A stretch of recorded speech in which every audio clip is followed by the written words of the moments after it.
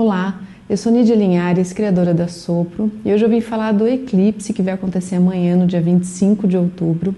Esse eclipse parcial solar que vai acontecer no signo de Escorpião a 2 graus e 6 minutos. Então dá uma olhada no seu mapa e veja se você tem planetas importantes ou seu ascendente meio do céu nesse grau de Escorpião ou próximo desse grau, ou também em Touro, que é o signo oposto, que serão os dois signos mais mexidos, mais tocados por esse eclipse. E como eu já falei aqui num outro vídeo sobre o significado do eclipse solar, eu vou deixar aqui no card para você ver, porque hoje eu gostaria de me concentrar no mapa desse eclipse, tanto no significado pessoal quanto coletivo também. E olhando o mapa do eclipse, o que mais chama atenção é que Vênus vai estar juntinha do Sol e da Lua, fazendo uma conjunção. E a presença de Vênus ali, junto do Sol e da Lua, entre os dois, na verdade, nos traz um foco muito grande de ação desse eclipse nos domínios de Vênus. E se você quiser conhecer um olhar mais profundo sobre o significado de Vênus, eu já fiz um vídeo aqui também, vou deixar no card, sobre a leitura do Danny Rudhyar, que é muito linda, sobre Vênus e que agora faz bastante sentido.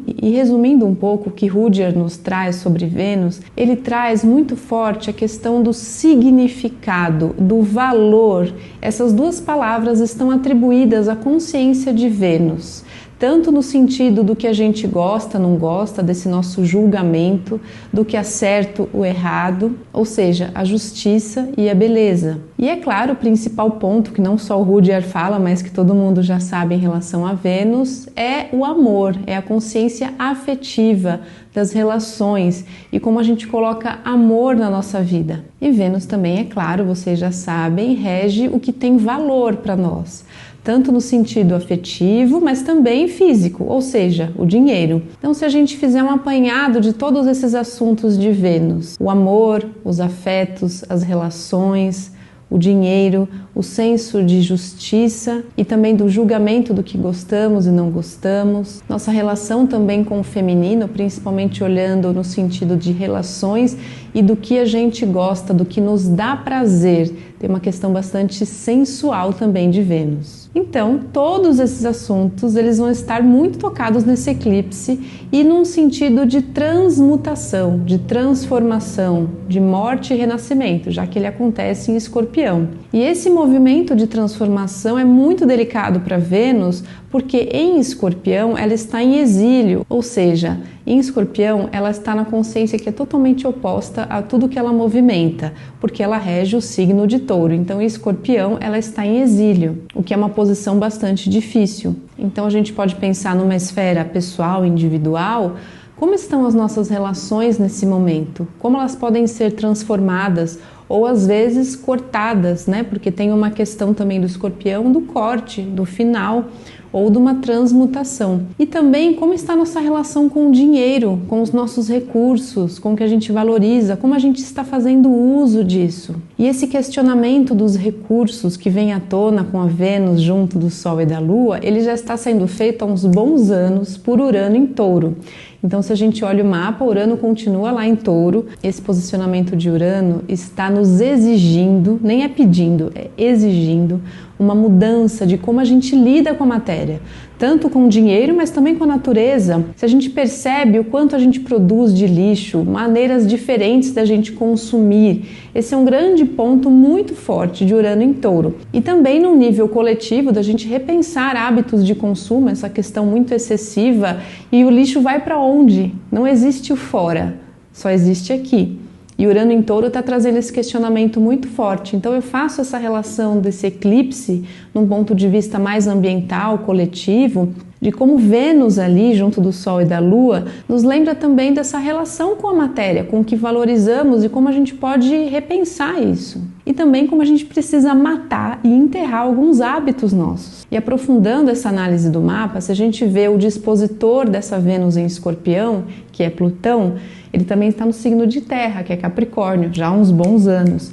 E ele está também abalando muitas estruturas dessas relações de poder, tem uma questão política aí, uma força de implosão, de destruição mesmo, de tudo que está muito cristalizado e enraizado numa visão bastante egóica de poder, ligado ao passado e que não olha para questões mais amplas, mais sutis e também mais justas socialmente. O Plutão em Capricórnio escancara os podres poderes e Plutão nesse momento está fazendo uma oposição com Lilith e Palas, dois aspectos do feminino, um que fala do desejo primordial, da minha vontade, e o outro que fala de um senso de justiça e de igualdade. Olha como essas questões estão amalgamadas, confusas e bastante tensas. E até onde vai a liberdade individual e aonde começa o olhar para o bem comum, o bem coletivo. E se a gente vê o cenário político que está presente no Brasil, tem essa questão muito forte entre muitas vezes a força do eu, do poder, fica acima de todos. E para trazer mais lenha na fogueira, Mercúrio e Netuno estão se estranhando um pouquinho, eles estão em quincúncio, que é um aspecto que exige uma correção de rota, ele não é tão tenso assim, indicando que a gente ainda pode se deixar levar por fake news, por informações mentirosas, falsas, que seduzem muito, mas que estão totalmente distantes da realidade. Por isso agora continua sendo muito importante a gente olhar os fatos, a ciência.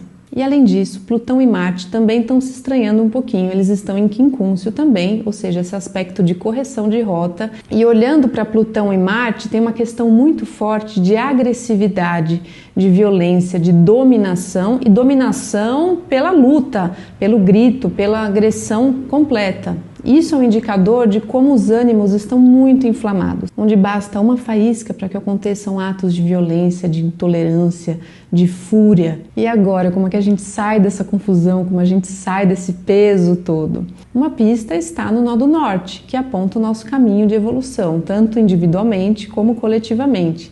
E ele está no lado oposto ao eclipse, porque o eclipse vai acontecer junto ao Nó do Sul. E o Nó do Norte continua em conjunção com Urano em Touro. Então tudo que eu falei agora há pouco sobre Urano em Touro é um grande caminho evolutivo para a gente. Transformar a nossa relação com a matéria, com os recursos e num espírito uraniano de buscar igualdade social, de olhar para o coletivo, de sair do umbigo. Urano tem um olhar muito forte para o coletivo, onde a gente sai do que é meu e entende o que é nosso. Para a gente finalizar a análise, como esse eclipse está junto ao Nó do Sul e tem questões dessa implosão, dessa destruição, do que não faz mais sentido, do que está ali já morto, só falta ser enterrado, só falta a gente viver o luto daquilo e finalizar, tem uma questão muito forte da gente se desapegar do passado e reaprender a se relacionar e reaprender a viver em comunidade.